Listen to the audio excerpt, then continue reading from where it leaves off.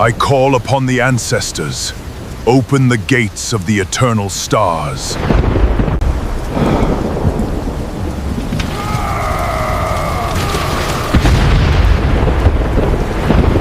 I said it in the old tongue first because that is how you speak to the thing that is going to kill you. You use the formal register. You give it the dignity of a proper death address. You do not whimper in the field like a recruit who has never held a blade. You stand or you kneel, as I was kneeling with my right knee in the mud and my sword arm hanging at an angle that told me the joint had separated somewhere in the fall. And you speak the words your grandmother spoke to the Velar executioner when she chose death over surrender at the third moon of Cath, and you do not look away. That is how you die as a commander of the Skalvith warcast. The problem was that I did not want to die. I was 31 years old.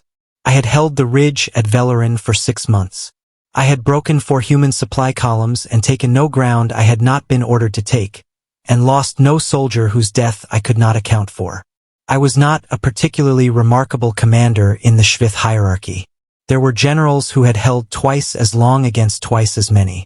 But I was a good one, and I had believed, with the specific confidence of someone who had never been in a situation she could not manage, that I would continue to be a good one until I was old enough to stop. The ridge had ended that. Not the fighting. I had planned for the fighting.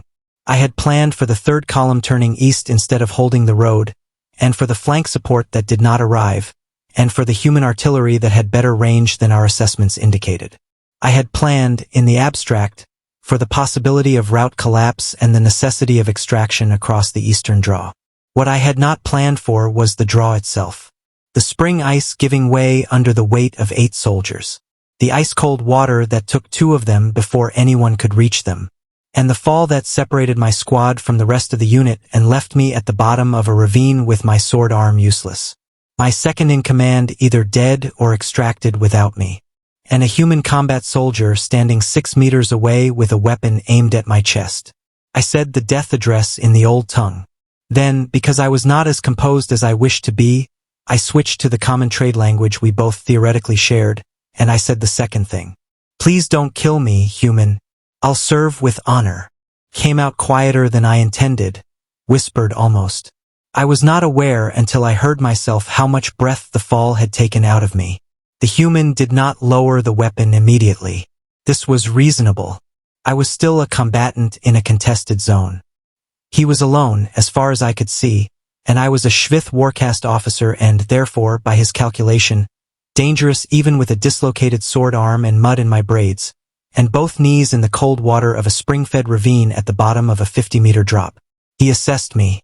I let him. What I remember about those first seconds is not the weapon. It is his face. He was older than I expected. I had developed, over 6 months of fighting human soldiers, a general picture of what they looked like.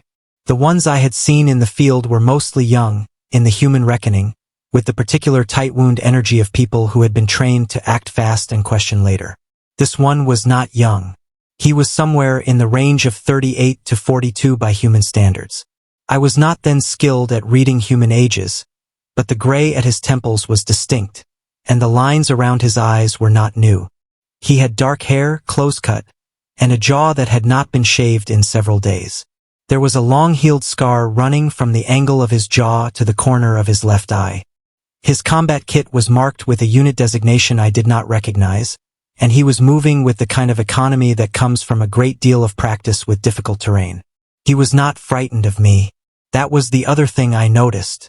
A young soldier might have been faced with a Svith officer even in my condition.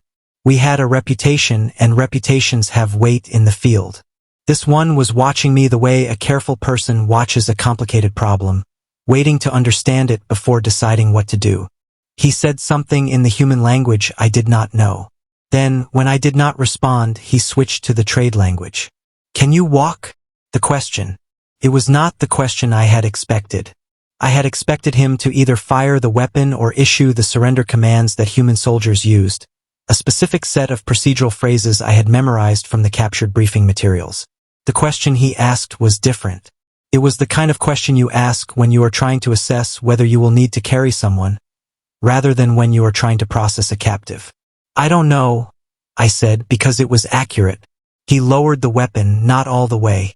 He kept it available, angled down with his hand still on it, but lowered it enough that it was no longer pointed at my chest. He came forward 4 steps and crouched at the edge of the deeper water, close enough that I could see the color of his eyes, which were dark brown, and the way he was evaluating the angle of my right arm with the same careful attention he had been using on me in general. "Your arm," he said. "The joint separated in the fall." He set the weapon down. He put it down on the bank beside him, within his reach and out of mine.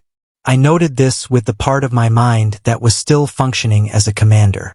Then he reached into the front panel of his kit and removed a small sealed case, which he opened. He worked without hurrying. There was a quality to his movements that I could not immediately name, which I would later come to understand was simply the absence of urgency as a performance. He was not demonstrating calm for my benefit. He was calm. "This is going to hurt," he said. "But if I don't set it, you won't be able to use it. I want to be precise about what happened next because I have thought about it many times since, and I believe the precision matters."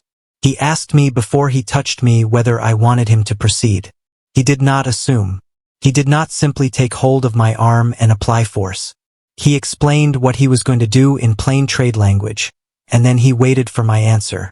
I was a Schvith Warcast officer who had just spoken a death address and whispered a surrender, and was kneeling in spring meltwater at the bottom of a ravine.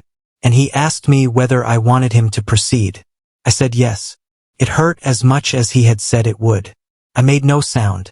Schvith warriors do not, under the conditions of field medicine, make sounds that indicate pain, and I had had this particular point of discipline trained into me since I was 12.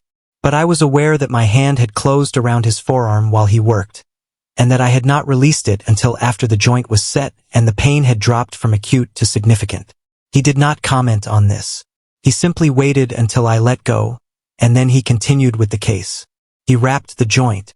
He produced 2 flat sticks of a rigid material I did not recognize and bound the arm at a functional angle. The work was practiced and specific. He knew what he was doing. When he was done, he sat back on his heels and looked at me for a moment. "Do you have a unit?" he asked. I did. The fall separated us. I don't know where they are. Extracted. Probably. The draw closed about 40 minutes ago. There was a second ice collapse. If your unit made it to the north bank before that, they're out. If they didn't. He stopped. Then they didn't, I said. He was quiet for a moment. I thought about Velith, my second in command, who was 24 years old and had a younger sister still in training, and who had been carrying the unit's navigation set when the ice went. I thought about Sarek and Harith, and the 2 new soldiers whose names I had not yet memorized. I did not allow myself to think about the 2 who had gone into the water. "I'm Soren Kale," the human said. "Combat engineer. I've been operating independently since yesterday. My unit extracted under a different route. I'm 3 days from the nearest extraction point." I understood what he was telling me. He was alone. He had given me his name and his situation, which was either a very stupid thing to do with a Schvith officer or a deliberate act of something I did not yet have a name for. He was telling me where he stood so that I could understand where I stood. "Kareth Vel," I said. "Commander, 3rd Warcast Division Shalith." I paused. "I am not, at this moment, a threat to you." "I know," he said. He said it simply, without elaboration. Not as a courtesy, as an assessment.